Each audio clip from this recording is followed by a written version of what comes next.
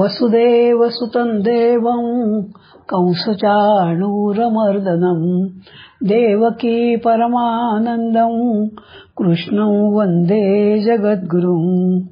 गोपाल कृष्ण भगवान की जय. नमस्कार, मी नीला अभ्यंकर. आज 15वा अध्याय, ज्याचं नाव आहे पुरुषोत्तम योग, त्याच्याबद्दल आज मी बोलणार आहे. परमपुरुष कोण आहे? तर भगवान आहेत.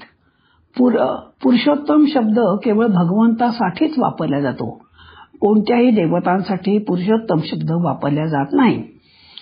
ब्रह्मा, शंकर, दुर्गासाठी वापरत नाहीत, केवळ भगवंतासाठी वापरतात. श्रीकृष्ण म्हणतात की सगळ्यामध्ये पुरुषोत्तम मी, सर्वात उत्तम मी आहे. अशा पुरुषोत्तम भगवंताची आराधना ही जीवाच्या कल्याणाचे परमसाधू आहे. 15वा अध्याय हा ज्ञानकांडातील शेवटचा अध्याय. या अध्यायात संसाराचे वर्णन अश्वत्थ वृक्षाच्या रूपकाने केलेले आहे. अश्वत्थ म्हणजे जो उद्यापर्यंतही राहू शकत नाही, टिकत नाही, किंवा पिंपळ वृक्ष. अनासक्ती रूपी बळकट तलवार घेऊन आद्य पुरुषाकडे जाण्याचा संकल्प केला तरच या संसार वृक्षाचा नाश होतो. यासाठी मोह टाकायचा, देहाचा संग सोडायचा आणि निष्कामतेने हा दिसणारा संसार एक अविनाशी वृक्ष आहे, जो कधी खतम होत नाही, कधी मरत पण नाही. असा हा वृक्ष आहे की ज्याची मुळं वर आणि शाखा खाली आहेत. त्याची पाने वैदिक आहेत. जो या वृक्षाला जाणतो तोच वेदांना जाणतो. मूळ वरती आहे म्हणजे परमात्मा वर आहे व प्रकृती खाली आहे. हे ज्याने जाणले तो विद्यावान. ज्याने हे जाणले नाही तो जीवन मरणाच्या चक्रात अडकला. या वृक्षाच्या फांद्या म्हणजे वेगवेगळ्या योनी आहेत. या शाखा खालीवर सर्वदूर पसरलेल्या आहेत. या वृक्षाच्या शाखा प्रकृतीच्या 3 गुणांनी वाढतात. त्याला नवीन पाने येतात व ते इंद्रियांचे विषय आहेत. जी मुळं आहेत ती खरं म्हणजे बंधन आहेत. फळाच्या आशेने काम करणारे बंधनात अडकतात. या वृक्षाला आधी अंत नाही व आधारही नाही. हा वृक्ष वैराग्यरूपी हत्याराने कापला जातो. त्यासाठी मात्र आपल्याला गुणातीत झाल्यावर या वृक्षाची ओळख होते. वैराग्यरूपी हत्याराने कापल्यावर भगवंताला शोधायचा मार्ग आपल्याला सापडतो. भगवंताला त्यासाठी मात्र पूर्ण शरण जायला हवं. संसाररूपी वृक्ष तुटला नाही तर भगवंताचा रस्ता जायला मिळणारच नाही. जो मोह द्वेषापासून दूर आहे, सांसारिक विषयांपासून जो अलिप्त आहे, तोच भगवंताचं पद मिळवू शकतो. सांसारिक वृक्ष कापून परमधामाकडे जायची गोष्ट सांगत आहेत. परमधाम काय आहे? तसं पाहिलं तर सूर्य सबंध ब्रह्मांडाला प्रकाशित करतो, पण तो परमधामाला सूर्य काही प्रकाशित करत नाही. आणि तेच आपलं परमधाम, तेच आपलं गंतव्य आहे. परमधामाला पोचल्यावर कोणीही परत येत नाही. तेच भगवान श्रीकृष्णाचं परमधाम आहे. प्रकृतीमध्ये जेव्हा भगवंताचा अंश येतो तो म्हणजे प्राणी किंवा जीव म्हटला जातो. शरीरात असणारा जीवात्मा हा माझाच अंश आहे. कोणत्याही जिवंत प्राण्यात श्रीकृष्णाचाच अंश आहे. प्रत्येक प्राणी हा ब्रह्म आहे. जीवात्मा प्रकृतीच्या अधीन होऊन कार्य करतात. कर्ता म्हणजे करणारी प्रकृती. जेव्हा आपण परमधामाला पोचण्याचा प्रयत्न करतो त्यावेळी आपल्यातले ब्रह्म त्या ब्रह्मामध्ये मिसळून जाते, जो त्याचा अंश आहे. म्हणून त्याला पुनर्जन्म नाही. पृथ्वीवर जी शरीरे आहेत त्यात आत्मा हा राहतो. हा थोडक्यात या 15व्या अध्यायाचा थोडक्यामध्ये आढावा घेतला. आता आपण प्रत्येक श्लोकाच्या प्रमाणे जाऊया. दुसऱ्या श्लोकामध्ये सांगतायत की संसार वृक्षाची मुख्य शाखा ब्रह्मदेव आहे. ब्रह्मदेवापासून संपूर्ण देव, मनुष्य, तिर्यक इत्यादी योनींची उत्पत्ती आणि विस्तार झाला. म्हणून ब्रह्मलोकापासून पाताळापर्यंत जितके काही लोक आहेत, तसेच तेथे राहणारे देव, मनुष्य, कीटक इत्यादी प्राणी आहेत, त्या सर्व संसार वृक्षाच्या शाखा आहेत. ज्याप्रमाणे शाखेपासून निघणाऱ्या नव्या कोमल पानाच्या देठापासून पानाच्या टोकापर्यंतच्या भागास प्रवाळ म्हणजे कोंब म्हटले जाते. कोंबाप्रमाणे विषय सुद्धा दिसण्यास फार सुंदर असतात. त्यामुळे मनुष्य त्यांच्याकडे आकर्षित होतात. साधक आपल्या विवेकाने परिणामाचा विचार करून त्यांना क्षणभंगूर, नाशवान आणि दुःखरूप जाणून त्या विषयांचा सुगमतापूर्वक त्याग करू शकतो. कामनामध्ये इच्छा यामुळे कधी पूर्ण होतच नाहीत. एक कामना संपली की लगेच दुसरी तयार आहे. पण ह्या ज्या कामना आहेत, ज्या मी सांगते 3, त्या मात्र ह्या बंधनकारक नाहीत. पहिली कामनामध्ये भगवत दर्शन अथवा भगवत प्रेमाची कामना, दुसरी कामना म्हणजे स्वरूपबोधाची कामना, आणि तिसरी कामना म्हणजे सेवा करण्याची कामना. स्वरूपबोध अथवा परमात्म्याची म्हणजे भगवत दर्शनाची कामना, ही कामना जी आहे ही कामनाला आपल्याला त्रास देत नाही. तर जसं आपल्या खिशातून पैसे काढणं म्हणजे चोरी नाहीये, तसंच स्वरूप अथवा परमात्मा जे आपले खरंच जे आपल्यात आहेत त्यांची इच्छा करणं म्हणजे हे कामना म्हणता येत नाही, असं हे इथे आपल्याला भगवंत इथे सांगतायत. पुढे म्हणजे म्हणतायत की हा जो वृक्ष आहे हा कशाने तुटेल, तर भगवान म्हणतात की जरी या संसार वृक्षाची अवांतर मुळं फार पक्की आहेत तरी सुद्धा ती दृढ असंगता रूपी शस्त्राने तोडली जाऊ शकतात. आणि म्हणून त्याच्यासाठी काय पाहिजे तर मुख्य म्हणजे वैराग्य पाहिजे. वैराग्याची अनेक रूप आहेत, ती पुढील प्रमाणे. पहिलं वैराग्य म्हणजे धन, घर, जमीन इत्यादी पदार्थांविषयी होत असते. या पदार्थांच्या स्वरूपाने त्याग केल्यावरही जर मनात त्यांचे महत्व कायम असेल, मी त्यागी आहे हे तोंडाने म्हणतोय असा अभिमान पण धरतोय, पण हे खरं वैराग्य नाही. दुसरं वैराग्य म्हणजे आपले म्हणावेला जाणारे माता, पिता, स्त्री, पुत्र, भाऊ, भाऊजाई याविषयी असते. त्यांची सेवा करणे, त्यांना सुख देण्यापुरताच त्यांच्याशी आपला संबंध मानला पाहिजे, उगीच त्यांच्यामध्ये जास्त लिप्त होता कामा नये. तिसरे आणि वास्तविक वैराग्य आपल्या शरीराविषयी असते. जर शरीराशी संबंध कायम असेल तर संपूर्ण संसाराशी संबंध कायम असतो. शरीराशी मानलेला एकता अर्थात अहंता नाश करण्यासाठी साधकाने प्रथम मान, सन्मान, पूजा, धन इत्यादीच्या कामनेचा त्याग केला पाहिजे. त्यांच्या कामनेचा त्याग केल्यावरही नावाविषयी ममता राहिल्यामुळे यश, कीर्ती, मोठेपणा इत्यादीची कामनाही राहतेच. आणि ह्याच कारणामुळे मृत्यूनंतरही आपल्या नावाची कीर्ती, आपलं स्मारक उभारण्याविषयीची इच्छा अगदी सूक्ष्म कामना म्हणून राहतात, ह्या सुद्धा आपण सोडल्या पाहिजेत. अशा प्रकारे आपल्याला एक एक गोष्ट भगवंत इथे सांगत आहेत. 4थ्या श्लोकामध्ये भगवंत सांगतायत की संपूर्ण सृष्टीची रचना करणारे एक परमात्मा आहेत, तेच या संसाराचे आश्रय आणि प्रकाशक आहेत. मनुष्य अज्ञानाने सांसारिक पदार्थात सुख पाहून संसाराकडे आकर्षित होतो आणि संसाराचे रचयिता परमात्म्याला विसरून जातो. परमात्म्याने रचलेला संसारही जर इतका प्रिय वाटतो तर लक्षात ठेवा भगवंत किती प्रिय वाटला पाहिजे. जेव्हा साधक आपली सर्व शक्ती लावूनही दोष नाहीसे करण्यात यशस्वी होत नाही तेव्हा तो आपल्या शक्तीविषयी निराश होतो. अगदी अशा वेळी जर त्याने एकमात्र भगवंताचाच आश्रय घ्यावा, त्यालाच विनंती करावी आणि भगवंताच्या कृपाशक्तीने त्याचे दोष निश्चित नष्ट होतील, ही पूर्णपणे खात्री ठेवावी. मग आता 5व्या श्लोकामध्ये भगवंत म्हणतायत शरीर इत्यादीचा वियोग तर प्रत्येक क्षणाला आपला होत असतो. साधकाने प्रतिक्षण होणारा हा वियोग केवळ स्वीकार करायचा आहे. म्हणजे बघा असं जर पाहिलं तर रोज आपण क्षणाक्षणाने कणाकणाने आणि मृत्यूच्या जवळ जात आहोत. प्रत्येक क्षणाक्षणाला आपला म्हणजे झीज ही याची होतच असते. जन्मापासून आजपर्यंत आपली प्राणशक्ती निरंतर नष्ट होत आहे आणि शरीराचा प्रत्येक क्षणाला वियोगच होत आहे. जेव्हा एके दिवशी शरीराचा मृत्यू होईल त्यावेळी लोक म्हणतील की हा आज मेला. वास्तविक कामनांची कधी पूर्तीच होत नसते. जोपर्यंत एक कामना पूर्ण होत असलेली दिसते तोपर्यंत दुसऱ्या अनेक कामना उत्पन्न होतात.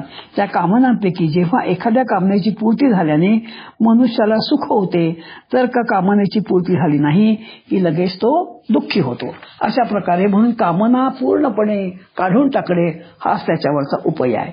6व्या श्लोकामध्ये म्हणजे भगवंत म्हणतायत नतद्भासयते सूर्यो दशशांको न पावकः यद्गत्वा न निवर्तन्ते तद्धाम परमं मम.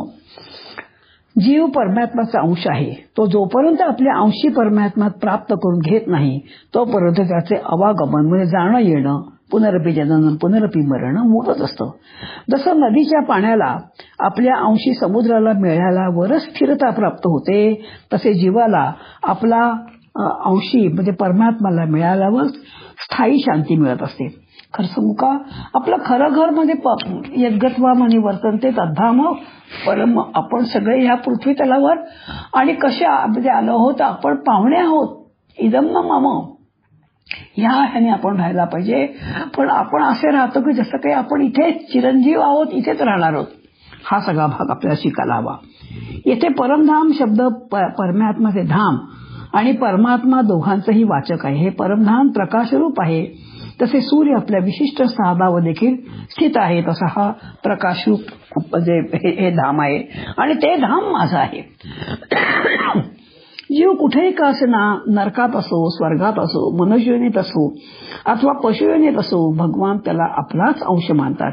ही त्यांची किती अहैतुक कृपा, उदारता, महत्ता आहे बघा. मनुष्य मग तो कोणत्याही स्थितीत का असेना, भगवान त्याला तिथे स्थिर राहू देत नाहीत. त्याला सारखे आपल्याकडे ओढत असतात. जेव्हा आपल्या सामान्य स्थितीत जे काही परिवर्तन, सुख दुःख, नंतर निंदा होते, तेव्हा हे मानले पाहिजे की भगवान आपल्याला विशेष रूपाने आठवण ठेवून नवीन परिस्थिती निर्माण होत आहेत. हा भाग आपण लक्षात ठेवूया. बुद्धिमान म्हणवलेल्या मनुष्याची ही फार मोठी चूक आहे की तो आपल्या अंशी असणाऱ्या भगवंताशी विमुख होत आहे. तो इकडे लक्षच देत नाही की भगवान इतके सुहृद, दयाळू, प्रेमी आहेत की आपण त्यांच्याशी प्रेम न करताही ते मात्र आपल्यावर प्रेम करतात. ते किती उदार, किती दयाळू आणि प्रेमी आहेत. त्यांचे वर्णन भाषा, भाव, बुद्धी इत्यादी द्वारा होऊ शकत नाही. अशा सुहृद भगवंताला सोडून आपण नाशवान जड पदार्थांना आपले समजणे हे बुद्धिमानांचे लक्षण नाही. जसे नास्तिक भगवंताला मानित नाही, कबूल आहे, त्यांना भगवंतावरती विश्वास ते कबूल आहे, पण म्हणून भगवंत त्याच्यावर प्रेम करतात. ते त्याचं हृदय चालवतात, ते त्याचा श्वासोश्वास घेतात, ते त्याचं अन्न पचवतात, ते त्याला मात्र आपलं म्हणतात. हा अत्यंत महत्वाचा भाग इथे आपण लक्षात ठेवायला हवा. आता ह्यानंतर भगवंताचा दास झाल्यानंतर भगवान म्हणतात, मैं तो हूँ भगतन का दास, भगत मेरे मुकुट म्हणी.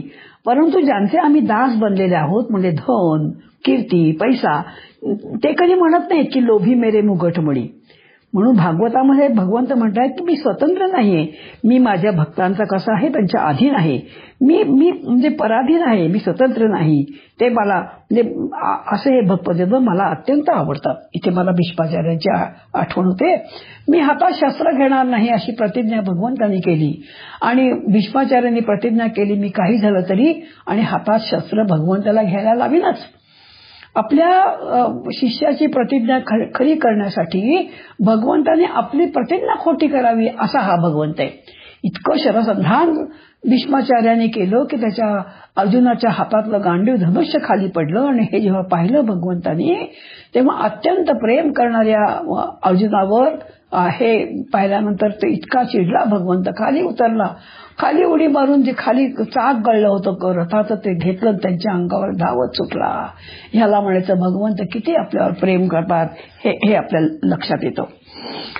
नपम शरीरम यदवाप्नोति यच्चापित क्रामतीश्वरः गृहीत्वैतानि संयाती वायुर्गंधा निवाशयात. तसा वायू गंधस्थानापासून गंध ग्रहण करून घेतो आणि खूप लांब जातो.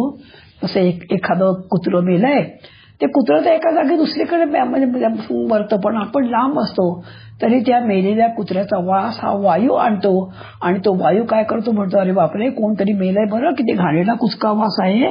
तद्वतच हे जे सूक्ष्म शरीर आहे, हे सूक्ष्म शरीर म्हणजे 5 ज्ञानेंद्रिय, 5 कर्मेंद्रिय, 5 पंचप्राण आणि मन आणि बुद्धी. स्थूल शरीर पडलं तरी हे सूक्ष्म शरीर मात्र कसं असतं तर ते कधी पडत नाही, ते कधी नष्ट होत नाही. तर या एका देहातून दुसऱ्या देहात जातं आणि या देहात केलेली जी काही चांगली वाईट कर्म असतात ती सगळी या सूक्ष्म देहामध्ये उमटलेली असतात.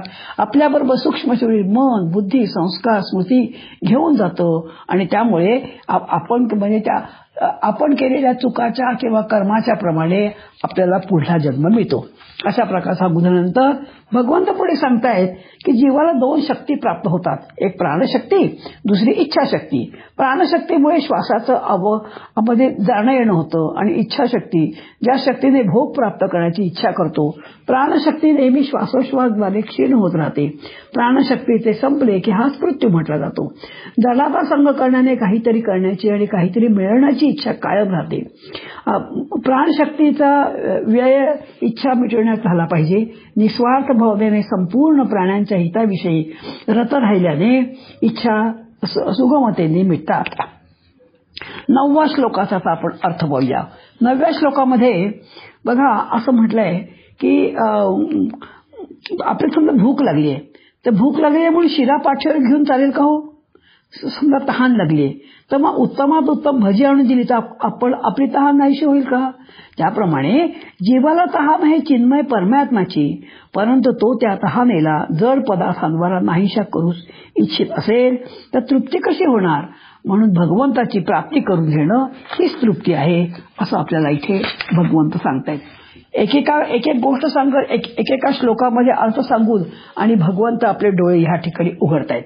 परमात्मा सर्व ठिकाणी सर्वव्यापी असल्याने येथेही आहे, सर्व समयात म्हणजे तिन्ही काळात आहे, आताही आहे, सर्वांमध्ये असल्याने आपल्यातही आहे आणि सर्वांचे असल्याने आपलेही आहेत. या दृष्टीने परमात्मा येथे असल्याने त्यांना प्राप्त करण्यासाठी दुसऱ्या ठिकाणी जायची गरजच काय, कारण ते इथेच आहेत. आता असल्याने त्यांच्या प्राप्तीसाठी भविष्यात प्रतीक्षा करण्याची आवश्यकता नाही. आपल्यात असल्याने त्यांना बाहेर शोधायची गरज नाही आणि आपले असल्याने त्यांच्याशिवाय कोणालाही आपले मानण्याची आवश्यकता नाही. म्हणजे ते आपल्या जवळ आहेत, आपले आहेत आणि किती जवळ आहेत की इतके जवळ तर आपले नातेवाईक पण नाहीत. इतके जवळ असताना आपण दूर का जातो हा प्रश्न विचारलाय.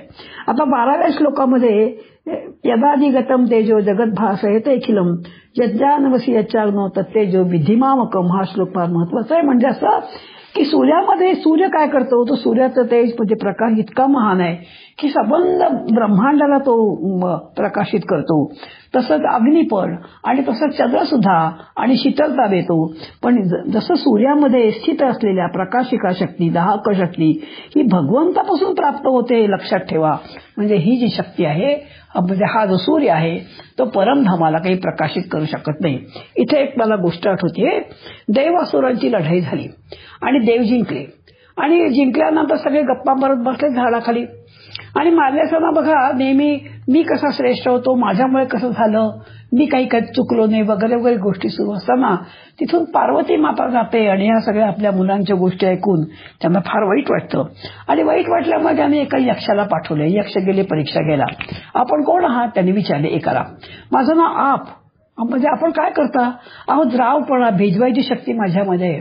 समजा जर का भयंकर पाऊस पडला पाणीच पाणी झालं तर मी होतं तर नव्हतं करो. अहो घरात काय मी मोठी मोठी झाडं सुद्धा उन्मळून टाकतो, मी घराच्या घरही वाहून नेतो, असा मी शक्तिमान आहे. बरं मी माझी छोटीशी एक काडी आहे, जरा भिजवून दाखवता का? हो आणा. काही केल्या काही ती काडी भिजे ना. पुढे गेले वायू. आपण कोण आहात? माझं नाव वायू. आपलं काम काय? अहो चपळता चंचलता हे माझे गुण. अहो ही माझी काडी उडवून दाखवता. अहो काय सांगता राव. अहो जर का सोसायटाचा वारा सुटला ना तर मोठे मोठे वृक्ष काय, मोठी मोठी घरं काय, मी वाटेल ते उडवू शकतो. असा मी म्हणजे पराक्रमी आहे. तर मी एवढीशी काडी नाही का उडवणार? उडवायचा प्रयत्न केला, काडी काही उडली नाही. मग ते गेले. नंतर गेले पहिल्याने गेले अग्नीकडे गेले. आपलं काय काम? दाहकता प्रकाशक शक्ती म्हणजे हे माझे गुण, माझी एवढीशी काडी जाऊन दाखवा. हो खूप पेटला पण काडी काही जळली नाही. सगळ्यांना वाईट वाटलं, एवढी माझ्या अंगात ताकद आहे. मग माझं असं का झालं? इतक्यामध्ये पार्वती माता पुन्हा येतात. म्हणजे बाळानं लक्षात आलं का? अग्नी महाराज म्हणतात तुमच्यातली जी प्रकाशन शक्ती दाहक शक्ती जी आहे ना ती भगवंताची आहे. आपल्याला म्हणतात तुमची द्रावपणा शक्ती आहे ना ती भगवंताची आहे. वायूला म्हणतात जी चपळता चंचलता आहे ना ही वायूची आहे. पृथ्वीला म्हणतात जी धारणा शक्ती आहे ना ती भगवंताची आहे. आणि म्हणून तुम्ही अभिमान बाळगू नका, ही शक्ती भगवंताची आहे. म्हणून आपण सुद्धा तेच पाहिलं. आपल्यातलं तेज, आपल्यातली बुद्धी, आपल्यातली शक्ती ही सगळी भगवंताची आहे. मी फक्त निमित्त मात्र आहे. म्हणून अहंकार कशाला करायचा? अहंकार करायचा नाही. जसं बुंदीच्या लाडवात जी गोडी आहे ती काय बुंदीची आहे का? नाही तर ती साखरेची आहे. अशा प्रकारे हा सुंदर उपदेश इथे भगवंतांनी 12व्या अध्यायात केलाय. 13व्या अध्यायामध्ये भगवंत 13व्या श्लोकात भगवंत म्हणतायत औषधात व वनस्पती शरीराला पुष्ट करण्याची जी शक्ती आहे ती चंद्राकडून येते. चंद्राची पोषण शक्ती ही भगवंताची आहे. भगवंत चंद्राला निमित्त करून सर्वांचे पोषण करतात असं ह्या श्लोकात त्यांनी सांगितले. मग 14वा जो श्लोक आहे अहं वैश्वानरो भूत्वा प्राणिदाम देहमाश्रिता.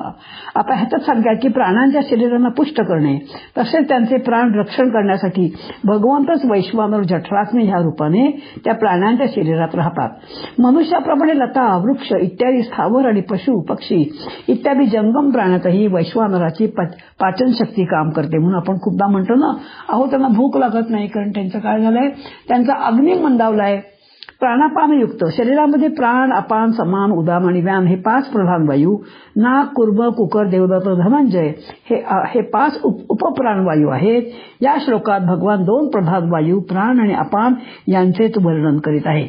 आता 4 प्रकारचे बघा, म्हणजे आपण जे जेवतो हे 4 प्रकारचे अन्नाचे भोजन करतो. एक भोज्य, जे अन्न दाताने चावून खाल्ले जाते, जसं पोळी, भाकरी वगैरे. पेय, जे अन्न गिळले जाते, दूध, रस, खीर वगैरे. चौष्य, दाताने चावून ज्या खाद्य पदार्थांची रस चोखला जातो आणि शिल्लक राहिलेल्या आसार भागाला आपण टाकून देतो, जसे ऊस आहे, आंबा आहे वगैरे. लेह्य, जे अन्न जिभेने चाटले जाते, जसे चटणी, मध वगैरे. अन्नाच्या उपयुक्त 4 प्रकारांपैकी अनेक प्रकार अजून आहेत. नंतर मग 15व्या श्लोकामध्ये भगवंत म्हणतायत, मी स्वतः सर्व प्राण्यांच्या हृदयात विद्यमान असतो. जरी शरीर, इंद्रिय, मन, बुद्धी इत्यादी सर्व स्थानात भगवान विद्यमान आहे, तरी पण हृदयात ते विशेष रूपाने विद्यमान आहेत. हृदय हे शरीराचे प्रधान अंग आहे. सर्व प्रकारचे भाव या हृदयात असतात. हृदय हे सत्वगुणाचे कार्य आहे, म्हणून भगवान हृदयात विशेष रूपाने राहतात. हा भाग या 15व्या श्लोकामध्ये भगवंत समजावून सांगतायत. आपल्या प्रभावाचे वर्णन करताना भगवंतांनी या अध्यायाच्या 12 ते 15 श्लोकापर्यंत हे सांगितले आहे की मी संपूर्ण जगताला प्रकाशित करतो. मीच पृथ्वीत प्रवेश करून सर्व प्राण्यांना धारण करतो. मीच पृथ्वीतून अन्न उत्पन्न करून सर्व प्राण्यांना पुष्ट करतो.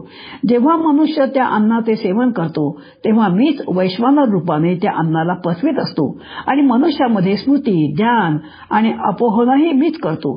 या वर्णनाहून सिद्ध होते की समष्टीपासून व्यष्टीपर्यंत संपूर्ण क्रिया या आधीपासून अंतापर्यंत भगवंताच्या अंतर्गत त्यांच्या शक्तीने होत आहेत. मनुष्य अहंकाराने त्या क्रियांना करता समजतो, पण हे अगदी चुकीचे आहे. 16वा श्लोक आहे 22 पुरुषो लोके. खरं म्हणजे 15वा अध्याय बहुतेक सगळ्यांना पाठ असतो आणि त्याप्रमाणे या जगात 2 विभाग लक्षात येतात. एक शरीरादी नाशवान पदार्थ जड आणि अविनाशी जीवात्मा चेतन. विचार केल्यास असं स्पष्ट होतं की एक तर प्रत्यक्ष दिसणारे शरीर आहे आणि दुसरा त्यात राहणारा जीवात्मा आहे. महाभूतांपासून बनणारे हे शरीर पृथ्वी, आप, तेज, वायू, आकाश, नंतर ते जड आहे आणि नाशवान आहे. प्राण्यांची प्रत्यक्ष दिसणारी स्थूल शरीरे स्थूल समष्टी जगताशी एक आहेत. 10 इंद्रिय, 5 प्राण, मन, बुद्धी या 17 तत्वांनी युक्त असलेलं सूक्ष्म शरीर हे सूक्ष्म समष्टी जगताशी हा सगळा भाग आपण मागच्या वेळेला पाहिलेला आहे. ज्या तत्वाचा कधी विनाश होत नाही आणि जो सदा निर्विकार राहतो त्याला म्हणायचं अक्षर आणि जो नाश पावतो त्याला म्हणायचं क्षर. अशाप्रमाणे 17व्या अध्यायामध्ये त्यांनी श्लोकात म्हटलंय उत्तम पुरुष वन्य. म्हणजे बघा काय की जरी माता पिता बालकाचे पालन पोषण करत असतात तरी पण बालकाला माझं पालन पोषण कोण करतं हे काही माहित नसतं. त्याप्रमाणे जरी भगवान संपूर्ण प्राण्यांचे पालन पोषण करतात तरी पण अज्ञानी मनुष्याला भगवंतावर दृष्टी नसल्यामुळे, भक्ती नसल्यामुळे कोण माझं पालन पोषण करतो हे मुळी कळतच नाही. भगवंताचा शरणागत भक्तच एक भगवंतच फक्त काय पालन पोषण करतोय हे जाणू शकतो. आता 18 आणि 19 श्लोकामध्ये पुरुषोत्तमाविषयी आणि भगवंत सांगतायत, मी क्षर आणि अक्षराहून मी अतीत आहे. संपूर्ण म्हणजे नाशवान जे क्षर आहे आणि परमात्माचा अंश जीवात्मा जो अक्षर आहे, अविनाशी आहे, हा अक्षराहून अतीत जो आहे तो म्हणजे मी पुरुषोत्तम आहे. असा सुंदर भाग आणि ह्या ठिकाणी सांगितलंय. 15व्या अध्यायात भगवंतांनी अगोदर क्षरसंसार वृक्षाचे वर्णन केले, मग त्याचे छेदन करून परमपुरुष परमात्म्याला शरण होण्याविषयी अर्थात संसाराशी असलेला आपलेपणा हटवून केवळ एका परमात्म्याला आपले मानण्याची प्रेरणा केली. त्यानंतर अक्षर जीवात्म्याला आपला सनातन अंश सांगून त्याच्या स्वरूपाचे वर्णन केले आणि शेवटी भगवंतांनी आपल्या प्रभावाचे वर्णन करत असताना सांगितले की सूर्य, चंद्र, अग्नीमध्ये माझंच तेज आहे. मीच पृथ्वीमध्ये प्रविष्ट होऊन आपल्या शक्तीने चराचर सर्व प्राण्यांना धारण करतो. नंतर 19व्या श्लोकामध्ये आणखी भगवंत सांगतायत, जेव्हा मनुष्य भगवंतांना क्षराहून अतीत जाणतो तेव्हा त्यांचे मन मध्ये राग संसार हटून भगवंतात लागते, तेव्हा तो भगवंताचा अक्षरापेक्षा उत्तम जाणतो, तेव्हा त्याची बुद्धी श्रद्धा भगवंतात लागते. आणि अशा प्रकारे सर्व प्रकारचे भगवंताचे भजन करणे ही व्याभिचारिणी भक्ती होय. आता शेवटचा जो 20वा श्लोक आहे त्या श्लोकामध्ये भगवंत अर्जुनाला अनघ म्हणतायत. अनघ म्हणजे जो पापरहित आहे तो अनघ. संबोधन हा भाव आहे की तू दोषदृष्टी रहित सरळ व्यक्तीसमोरच प्रगट केला जाऊ शकतो. मी हे माझं गोपनीय ज्ञान कोणाला देणार, हे तुला दिलं कारण तू अनघ आहेस, असा सुंदर भाग त्यांनी सांगितलेला आहे. नंतर मग ते पुढे म्हणतात सर्व शास्त्रमयी गीतेमध्ये केवळ याच अध्यायाला शास्त्राची उपाधी मिळाली आहे. याच पुरुषोत्तमाचे वर्णन मुख्य असल्या कारणाने या अध्यायाला गुह्यतम शास्त्र असं म्हटलं गेलं आहे. या गुह्यतम शास्त्रामध्ये भगवंतांनी आपल्या प्राप्तीच्या 6 उपायांचे वर्णन केले. ते आपण 6 उपाय पाहूया. संसाराला तत्वाने जाणणे, संसाराशी मानलेल्या संबंधाचा विच्छेद करून एका भगवंताला शरण जाणे, आपल्याला स्थित असलेल्या परमात्म तत्वाला जाणणे, वेदाध्ययनाद्वारा तत्वाला जाणणे, भगवंतांना पुरुषोत्तम म्हणून सर्व प्रकाराने त्यांचे भजन करणे आणि संपूर्ण अध्यायात स्वतः जाणणे. या अध्यायात भगवत प्राप्तीचे असे सुगम उपाय सांगितलेले आहेत म्हणून त्याला शास्त्र म्हटले. म्हणून बघा महत्वाचं असं आहे की परमतत्वाला जाणल्याने समर्थाने पण दिलंय की हे ज्ञान नव्हे. आपण जे अधिक ज्ञान मिळवतो, अगदी खूप पीएचडी मिळाल्या आणि अनेक डिलीट जरी मिळवल्या तरी हे ज्ञान नव्हे. खरं ज्ञान जर कोणतं असेल तर अध्यात्मविद्या हेच का परमतत्वाला जाणले हेच खरं ज्ञान आहे. तुकाराम महाराज कुठे शिकलेले होते, शाळेत सुद्धा गेले नव्हते, पण त्यांनी जी दिलेली तुकाराम गाथा आहे ह्याच्यावर अनेकांनी पीएचडी केलेत.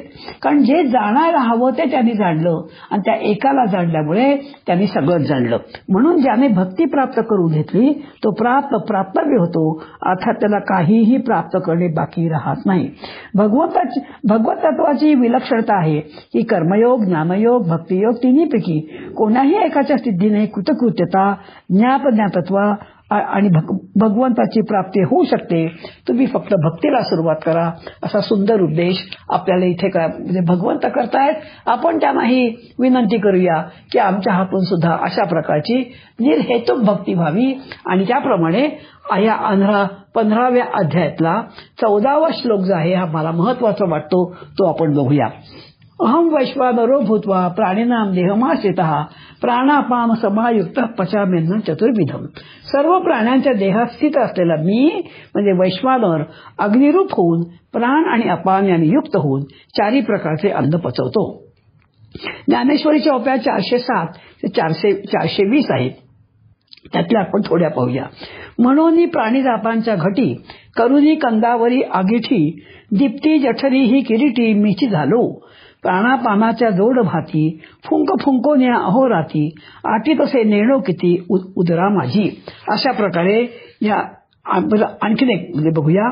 हे असो स्वातीचे उदक शुक्ती मोती व्याळी विख तैसा सज्ञानांची मी सुख दुःख तो अज्ञानांची. नंतर आपण त्याचा थोडासा अर्थ थोडक्यात पाहूया. 15व्या अध्यायाचे नाव आहे पुरुषोत्तम योग. प्रकृती पुरुष, क्षेत्रज्ञ, क्षर अक्षर या दोन्हीलाही पार करून जाणारे जे 3रं तत्व आहे तो म्हणजे पुरुषोत्तम. तो सर्वांना व्यापून आहे. त्याचं वर्णन करताना भगवंत म्हणतात, मी सर्व प्राण्यांच्या देहात स्थित आहे. मी वैश्वानर होऊन त्यांचे जठरातील अन्नाचे पचन करतो. त्यासाठी प्राण आणि अपान यांची भट्टी लावतो. भक्ष्य, भोज्य, लेह्य, चोष्य असे 4 प्रकारचे अन्न आणखी जे खातात त्यांना पचवणारा मीच आहे. भगवंत सर्वत्र सारखा भरून आहे, तर मग जगात विषमता का बरं दिसते? एक सुखी आहे, एक दुःखी आहे. नंतर असा भेद का होतो? प्राण्यांच्या बुद्धीनुरूप मी त्यांच्यात व्यक्त होतो. बुद्धी पवित्र निर्मळ असेल तर मी त्या ठिकाणी आनंदमय होऊन जातो. जसा आकाशाचा नाद शब्द एकच एक असतो, पण तो निरनिराळ्या वाद्यामधून निरनिराळ्या प्रकाराने प्रकट होतो. किंवा सूर्य एकच असला तरी लोकांच्या वेगवेगळ्या व्यवहारात निरनिराळ्या प्रकाराने उपयोगाला येतो. किंवा पाणी सर्व एकच असलं तरी बीजांच्या धर्माप्रमाणे त्या झाडात भिन्न भिन्न रसाने भरलेले दिसते. किंवा सगळ्या नगरात एकाच दिव्याने सर्व दिवे लावले तरी काही दिवे प्रकाश देतात आणि काही दिवे मंदावतात. त्याप्रमाणे भगवंत देखील व्यक्तीच्या पात्रतेप्रमाणे प्रकट होतो. स्वातीच्या पाण्याचे थेंब सापाच्या तोंडात पडले ते विष होतं, पण तेच थेंब जर शिंपल्यात पडले तर मोती होतात. रस्त्यात पडलेल्या नीलमण्याचा हार बघून नेणता मनुष्य साप म्हणून घाबरतो आणि तोच हार बघून जाणता मनुष्य त्याचं मूल्य ओळखून सुखावतो. प्राण्यांच्या बाबतीत सुद्धा असंच घडतं. जो माझं मूळ स्वरूप ओळखतो तो सुखी होतो आणि जो ओळखत नाही तो दुःखी होतोय. हे मूळ स्वरूप कोणतं? तर एरवी सर्वांच्या हृदयदेशी मी अमुका आहे ऐशी, जे बुद्धी स्फुरे अहनिशी ते वस्तुगामी. हाच पुरुषोत्तम परमात्मा नित्य आहे, अजन्म आहे, अविनाशी आहे. संसारही दुसऱ्या अर्थाने अविनाशी आहे. तो सदा उत्पन्न होतो, सदा विलीन होतो. त्याची ही जन्ममृत्यूची प्रक्रिया अखंड आहे. संसाराची गती वर्तुळाकार आहे. गंगोत्रीचं पाणी वाहत जातं, सागराला मिळतं, सूर्यकिरणाने त्याची वाफ होते, ढग बनतात, तरंगत तरंगत हिमालयावर जातात, पर्जन्यवृष्टी करतात, गंगोत्रीला पाणी देतात. गंगासागर, मेघ, गंगोत्री अशी यात्रा अविरत चालती आहे. परमात्म्याचं सत्व अविनाशी, स्थिती अविनाशी, संसाराची प्रक्रिया अविनाशी, गती सुद्धा अविनाशी. परमात्मा आणि संसार या दोन्हींचं मिलन माणसात आहे. ज्याची स्थिती कधी नाश पावत नाही, जिची प्रक्रिया कधी नाश पावत नाही, अशा दोन अविनाशी गोष्टी इथे एकत्र बांधतात. विनाशशील जगत म्हणजे देह, संसार, क्षर, प्रकृती, त्यात लपलेला अविनाशी आत्मा, अक्षर, पुरुष आणि या विनाशी अविनाशी तत्वांच्या पार असणारा, दोन्हींचं अतिक्रमण करणारा परमात्मा हे तिसरं तत्व, त्याला म्हणायचं पुरुषोत्तम. जिथे दोन आहे तिथे तिसरा हवाच. त्रिमूर्ती, ट्रिनिटी, कारण दोघांना जोडणारा व तोडणारा तिसरा आवश्यक आहे. हा तिसरा आहे पुरुषोत्तम. अर्जुनाच्या रथावर या तिन्हींची उपस्थिती आहे. अर्जुनाचा रथ, घोडे इत्यादी क्षरतत्व, अर्जुन चिंतनशील तत्व, बुद्धितत्व म्हणजे आत्मा, आणि या दोहींच्या मागे रथांचे बागदोर सांभाळत उभा आहे तो पुरुषोत्तम श्रीकृष्ण परमात्मा. त्याला आपण नमस्कार करूया. अर्जुनाच्याच नव्हे तर आपल्या प्रत्येकाच्या रथामध्ये तो उपस्थित आहेच. परिघावरचा देह आणि मधला चैतन्यशील आत्मा यांना पार करून केंद्रस्थानी असणाऱ्या परमात्म्याची ओळखण करून घेणं ही साधना, आणि हे साध्य त्या पुरुषोत्तमाला आपल्याला साध्य करून घ्यायचंय. यानंतर डोळे मिटा, शांत बसा, मनातला सगळा विचार काढून टाका आणि काय सांगते ते ऐकूया. सर्वात समभाव ठेवा, तो मला फार प्रिय आहे असं भगवंत म्हणजे श्रीकृष्ण सांगतायत. गोपाळकाल्यामध्ये कोणी श्रीमंत, कोणी गरीब, कोणी उंच, कोणी उच्च जातीचा, कोणी नीच जातीचा, असं जरी सगळे असले तरी सगळ्यांचे डबे एकत्र केले, त्याचा गोपाल केला हाच समभाव. नंतर श्रीकृष्णाने पशु पक्षी गोपाळ सर्वांवर सारखंच प्रेम केलं. गायीवर तर किती प्रेम केलं. ज्या वाटेने गायी जात आहेत त्यांच्या पायात चपला नाहीत म्हणून त्यांनी 11 वर्षापर्यंत पायात चपला सुद्धा घातल्या नाहीत, इतकं त्यांनी प्रेम केलं. कृष्णाचेच सर्व काही आहे. आपण ही सर्वांना समान वागणूक दिली पाहिजे, कारण सर्वात कृष्णाला पहा आणि प्रेम करा, हेच कृष्ण आपल्याला सांगतोय. कृष्णाय वासुदेवाय हरये परमात्मने प्रणतः क्लेशनाशाय गोविंदाय नमो नमः. गोपाल कृष्ण भगवान.